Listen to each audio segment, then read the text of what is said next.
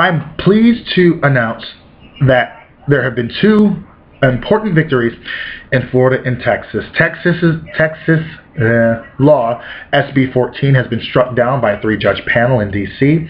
and Tallahassee, Florida, voters are rejoicing because there were a lot of laws that were passed in 2011 that were to make sure that Democrats basically had a disadvantage when it came to the polls.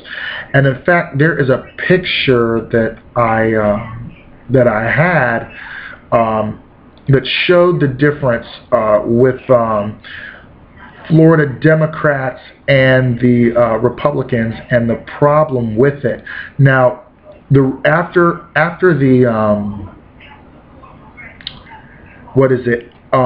Florida voter registration chart shows in 2004 there were 111,586 Republicans who registered that year, July 1st before the election, the year before the election through the July 31st of the election year.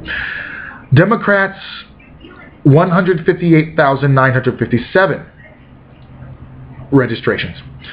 In 4 years later, 2008, 95,525 Republicans got registered.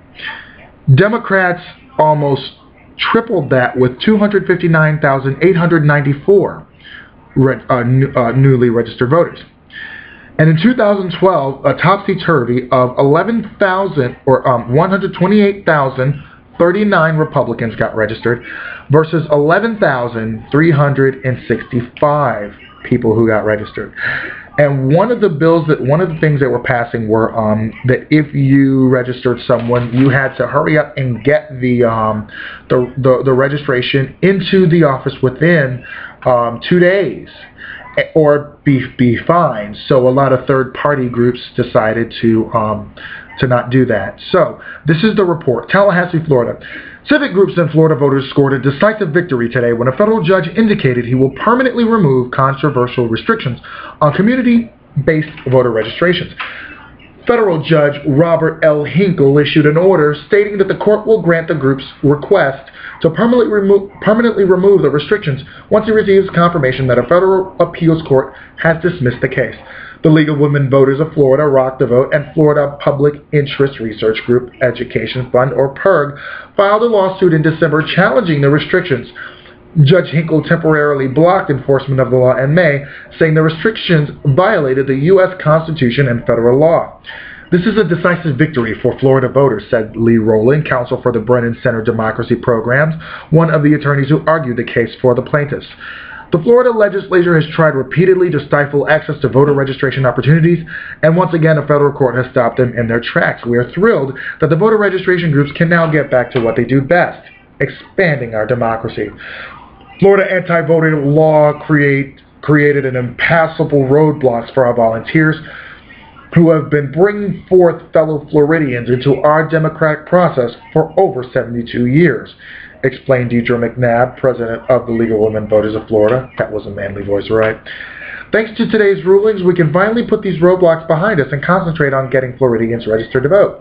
We're grateful that the court recognized that the Constitution does not tolerate these types of barriers to civic participation and voter registration. From Heather Smith, president of Rock the Vote. Rock the Vote is thrilled that the most restrictive parts of Florida's new law will be blocked. We're now focused on the future, helping tens of thousands of young Florida residents register to vote before the November election. Today's order means that we will be out in Florida making sure that these young people have a voice in their communities. It's a victory for them and for our democracy. From Leanne Cole, director of student PIRGs, and spokesman from Florida PIRG, says, Florida PIRG is committed to signing up thousands of first-time voters across the state each election cycle.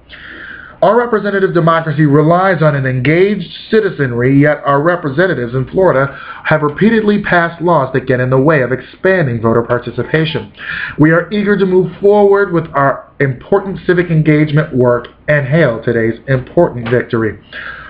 Stated by Julie Epstein, staff attorney for the ACLU of Florida, she says this: our leaders should encourage more people to participate in the democratic process, not punish people for trying to do so.